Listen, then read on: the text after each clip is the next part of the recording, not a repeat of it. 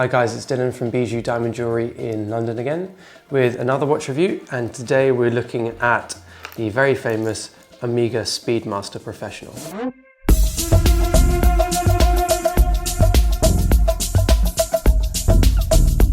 As with most of my reviews, I like to kind of look at the history of the watches before we start looking at the features of the watch and the functionality. So let's go back in time now to 1932, which was when Omega became the official timekeeper of the Olympic Games, and they're still the official timekeeper even today. It's obviously a big thing for them, and it's it's a massive honor. Now, if we move on to 1957, Omega released the Speedmaster Professional, and that was part of their professional line of watches, including the Seamaster 300 and the Railmaster. And the Speedmaster was designed as a chronograph to be used with racing, so timing racing, and also sports. So it's a sports chronograph watch, but it also featured really fine increments. So you could actually measure a fifth of a second, and that offered a much more precise option for timing than the other watches on the market. Now, if we skip a few years on to the 60s, which was kind of where NASA was really on trying to get people to space, and it was a really important time for space travel, not only just NASA, but also for the world. Now, if we move forward to 1962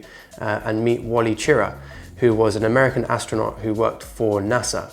And he was actually one of the few astronauts that got selected to be part of their Mercury project. And the Mercury project was NASA's first mission to get people into space. Wally actually piloted the Mercury Atlas 8 mission, which was a 9-hour Earth orbit. And during that mission, he actually wore his own Speedmaster that he'd purchased himself. And a year later, in 1963, Gordon Cooper, on the final mission for the Mercury project on Mercury 9, wore also one of his own Speedmasters. And both of these watches were the reference CK2998 from Omega.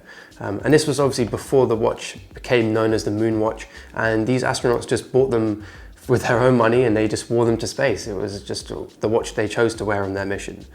Probably just their everyday watch. And astronauts around this time kept on saying to NASA, you've got to make a certified watch for us to wear in space. And NASA thought, we'll put it off for a few years, and they realized actually that it was a bit dangerous when people were taking personal items up into space, like watches, because they hadn't been tested.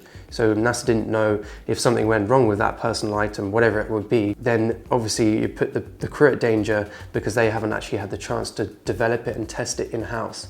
So they realized they needed to look into watches for the astronauts, and in 1964 they set out on their mission to find the perfect space watch. So NASA went to a few different brands anonymously and collected some of the watches from each brand. These brands included Omega, Longines, and Rolex, and another brand that actually didn't make it very far through the process because they thought a pocket watch would be good for the mission, which is not what NASA wanted. So Rolex, Longines, and Omega all competed against each other, but the brands actually didn't know themselves what was going on. All they knew was that someone had bought a few different models from each brand, and that was it. So NASA tested each watch, put it through the different environments of space, the tough environments of space, obviously on Earth, and the watch that won and came out at the end, the only watch that survived all their tests, was the Omega Speedmaster. So they knew straight away they had to go to Omega and say, yes, this is the watch we want to take to space. Can you improve it? What can you do to make it safer for our astronauts? The actual Speedmaster reference of the specific watch that NASA tested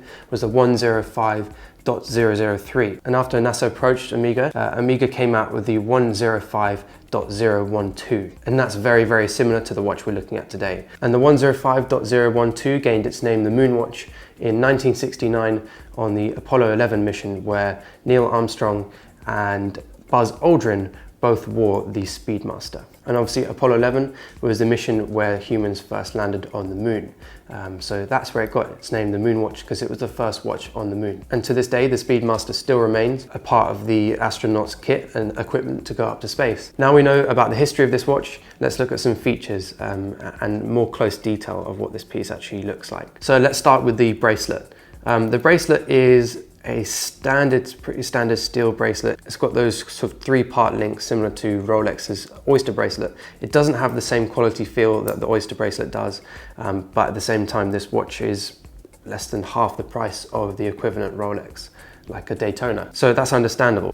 The clasp on this watch is really good. It does again feel a little cheap compared to Rolex's Oyster clasp. It is a little tinny, but it's very solid in terms of when it clicks and locks in, you know it's definitely locked in, it's not coming off. Now onto the case. I love the way they've married the polished edges and the brushed edges to create this really angular but very interesting looking piece. And I love the bezel on this watch, the way it sort of swoops out. Again, you can only really see it from the side angle, but it's a really, really cool look. It kind of has a little bit of a raw essence to it, like it's still in production, almost like still in the factory, but I quite like that almost unfinished look to it, but it's still very, very refined and polished. Now let's take a look at the pushers and the crown on this watch. The crown is actually quite different to some watches. The crown doesn't actually screw down into like a locking position like say a Daytona does. The pushers are much more useful than the Daytona pushers. You just press them rather than having to unscrew them, which is just a little bit irritating. The chronograph on this feels amazing, so solid. I actually think it feels more solid than the Daytona chronograph. I love, again, that sort of vintage feel to this watch. There's an overall real vintage essence to this Speedmaster. They've kept it very similar to the original one, and I really, really like that. I love this dial. I think it's probably my favorite feature on the whole watch. It's got such warmth and elegance and silence about it. I don't know how to describe it. You can almost imagine it looking like this out from space, that sort of real silent movement, just stillness. It just has I know that sounds so weird saying that about a dial. It just has a really nice, elegant look to it. Again, very 60s and retro and vintage. It's not like jet black, it almost has like a grey appearance to it, which complements that black tachymeter really nicely. The white hands are almost like moon dust, so that's a really cool feature. And I love just the writing, everything is just really, really nicely thought out on this watch, and it is so legible, which is very important, obviously, for an astronaut who's not got much time to be sitting there trying to work out what time it is. This watch is probably one of the truest ones to the original moon watch because it has the Hesalite crystal. So it's actually like a plastic crystal, and the reason they use that rather than a crystal or a sapphire crystal glass is because if you break sapphire crystal or shatter it, it shatters into some very, very fine small pieces, and you had those small tiny shards of sapphire crystal floating around the spacecraft. That would be extremely dangerous. So during their testing, NASA, they decided that the Hesalite, which is basically a plastic that Omega offers, would be more suitable for taking to space because when shattered, it breaks into large chunks, which are easier to fish out from the air rather than some small little pieces. So Omega still offers this watch with a Hesalite crystal. It's probably one of the only watches left in the watch industry that doesn't use a sapphire crystal. I absolutely love these Hesalite crystals because they pick up these scratches from wear and tear during the day, which I know to some people would think, why would you want a scratched watch? But I think that adds character and shows it's been worn and used, and it really adds to that vintage retro look of the watch. It can look quite aged quite quickly because the plastic does scratch very easily. And it's also obviously the original crystal that they use for the space mission. So I think if you were to get this Speedmaster, I would only recommend getting the Hesalite. I understand that people want this sapphire crystal because it's much harder wearing and for everyday use it's much better because it won't scratch and it makes the watch look newer for longer. But I believe in having the original, the true Speedmaster.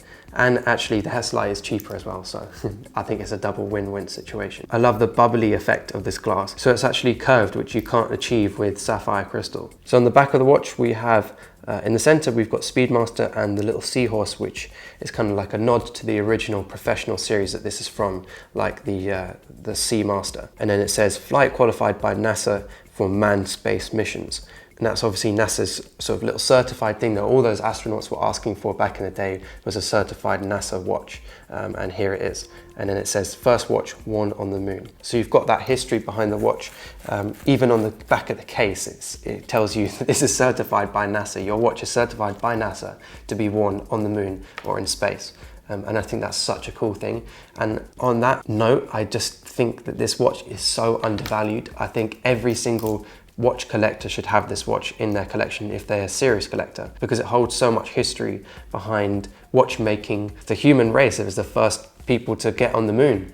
And I think it's brilliant that we have a watch to remember that as well.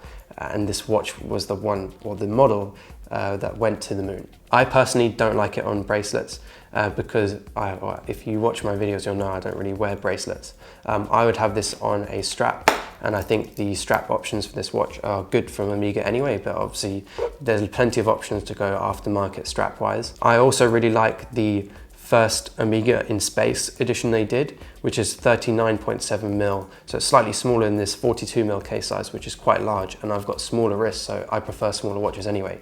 And that watch only comes on a strap, and that watch was released in 2012 and is a nod to the original CK2998 reference. Would I own this watch? 100%. I think it's such a steal at this price. Yes, they don't have the quality and the tough feel that the Rolexes do, but you're talking half to a third of the price for an equivalent watch. And for that reason, I think this is definitely worth the money. Let us know in the comments if you like this watch. Would you have it in the steel? Would you have it on the strap? Would you have Hesalite glass? Let us know what you think about the Speedmaster. I hope you find the history interesting and learning about this piece, because it is a very special piece in watchmaking history. We have more videos coming soon, so stay tuned.